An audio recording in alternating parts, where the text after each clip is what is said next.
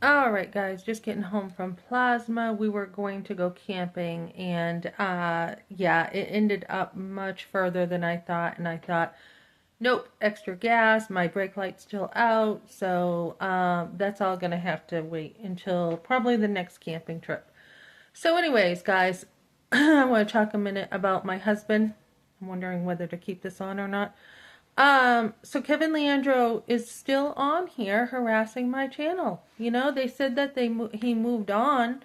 Well, why is he still bothering me? Why is he on my channel? Kevin Leandro commented last night when I had a video up about how Ben is still in love with me. And it's got nothing to do with Kevin at all. So, you know, you're either with me or against me. That's the kind of thing. And that's the kind of thinking I have too. And Jesus had that thinking too. You're either with someone or you're against them.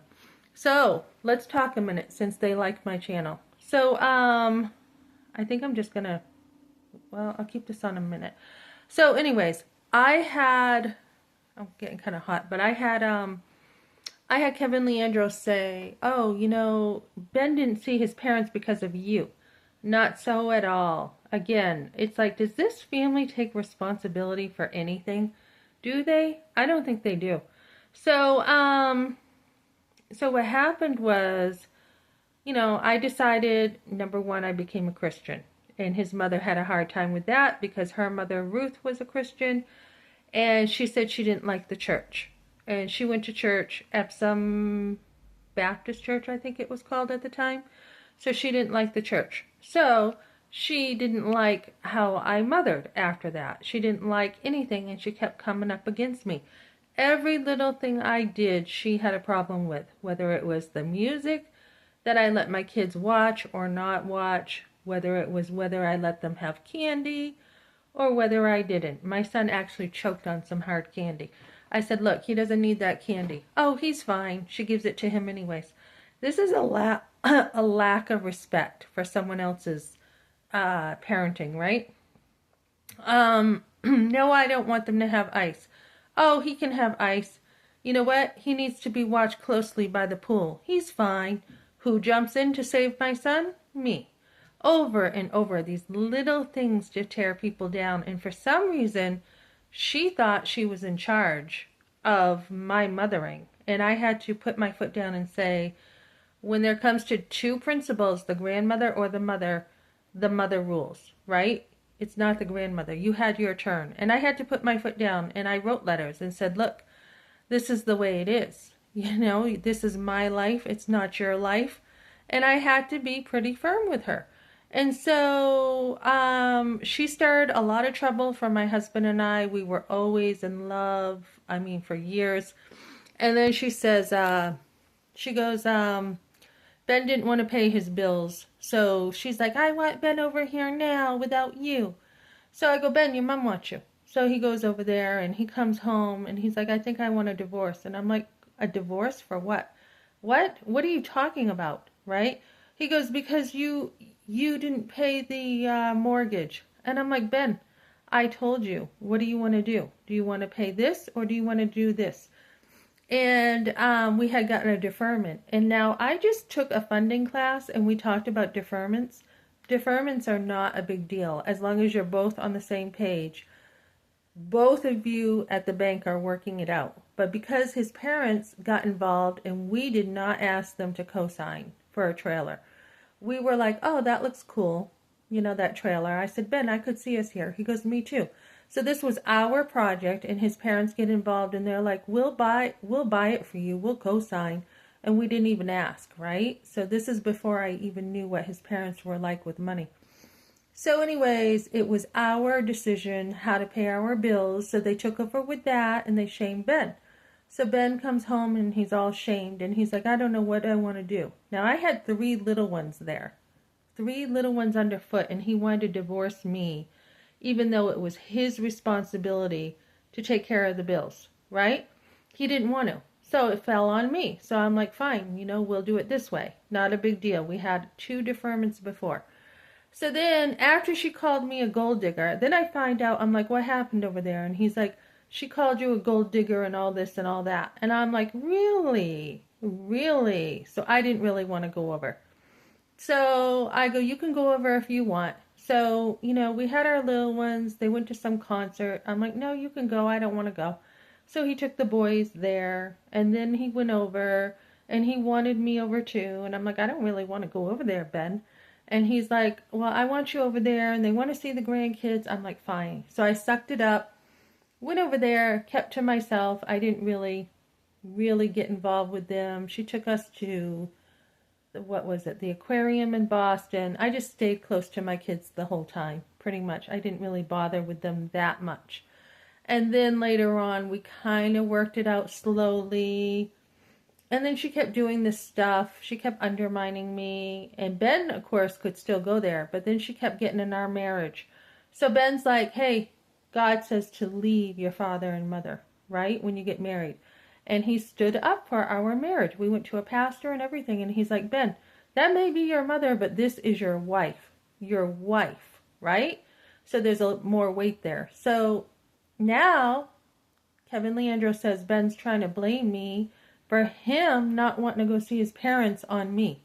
So I would say, Ben, do you want to go see your parents? This was 2022. We were at Beachside. Ben, do you want to go see your parents? No, I don't want nothing to do with them. I'm like, what's the matter? And he's like, it's just so idle there. There's nothing to do. It's idle. I'm like, you should try to work things out with them. No, I don't want to. Okay, your decision. And then when his father had cancer, I said, Ben, your mother said your father has cancer. I don't want to see him. I don't want to bother with him. Nope. My mother, she's rotten to me. I don't want to see her. His mother disowns him. They go and they paid, what was it? Something for the trailer. So we got rid of the trailer, and they had to have the signature of his parents to get rid of that. Dana got rid of it. He gave us a deal. So then anyways, she gives him a scowl over there, and she's all ticked off at him because he doesn't do things the way she wants done. He doesn't handle the money the way she wants. He doesn't do his life the way she wants. So then she disowns him, and she doesn't want to talk to him. So then she goes, oh, it's all a clean slate when my son got married and we had the wedding and all that. It's all a clean slate. So we go over there, and then we hear that they don't want to see us again. Over and over, up and down, right? 1 minute they want to see us, and 1 minute they don't. So then Ben's like, I don't even want them to know where we live in Webster. I'm like, Ben, we should probably invite them over. They are your parents. And so I had told Rob to come over sometime. And Ben didn't want him there. So anyways, one day they show up. Ben is like, oh, brother, right? Here they are. So he showed them the home. We did sit and talk to them, which was fine. But what's the first thing his mother says? How much are you paying for this home? And Ben's like, $1,600. It was a 3-bedroom on a lake. It was a pretty good deal. Ben felt it was a great deal, right? So she starts being like, you're paying that much for this place? And even if it was too much, Ben was very happy with that place. So they leave, and Ben's like, see what I tell you, Melissa? See what I tell you? This is why I didn't want him over here, because she's like this. Ben did not appreciate the way his mother treated him. And not just that time, but when he was little and growing up. He's like, I remember one day I got hurt. I was outside with my sled. I got hurt. I could barely get home. I'm limping home. I knock on the door. I'm cold. I'm upset. And she's like, where's your sled? He goes, I got hurt. And she's like, where's your sled? Go get your sled. And she didn't even care about him getting hurt. So there's like all these little childhood wounds that he kept, stuffed because he couldn't talk to them. And when he tried to tell his parents that he didn't have much work and stuff, they're like, why didn't you tell us? Why didn't you tell us that you got behind? And this is why, because of the way they act, right? So he's never had a good relationship with them. Never. I mean, when we were growing up, he was always grounded for something. They didn't do his homework with him. He needed help with his homework. They didn't bother with him. They just didn't bother, So, and like I said, slapping him across the face, shaming him all the time. They never had a good relationship with him. So he goes back to his mommy crying because he wants acceptance and love from her. And then I'm blamed for this somehow.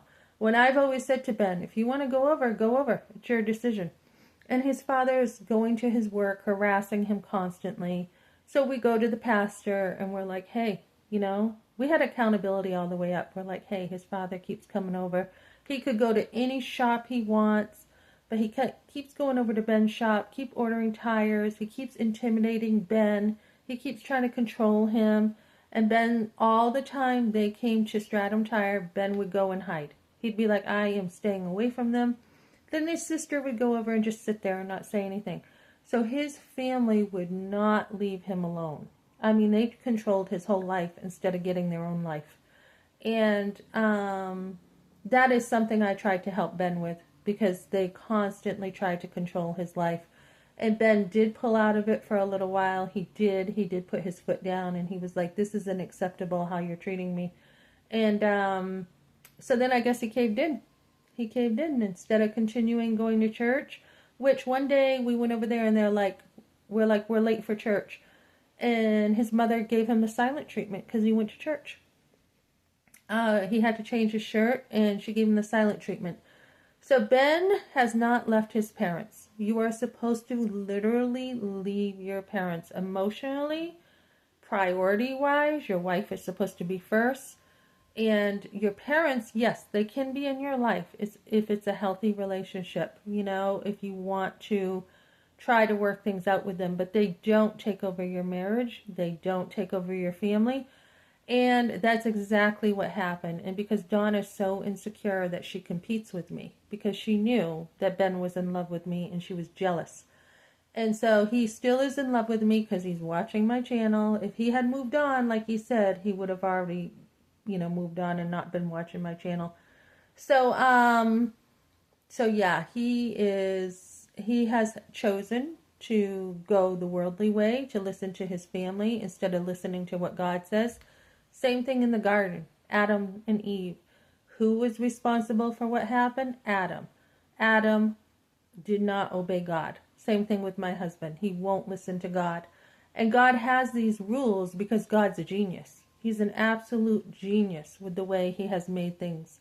So the only way a man can cling to his wife is to emotionally break off with his parents. He cannot serve two masters. You either serve God or you serve, the world, either one. So his mother has always just tried to buy him, he felt like. She brought him a helmet for his motorcycle. Not real rich in a relationship. When he was growing up, she didn't give him the time of day, and that's what he used to tell me.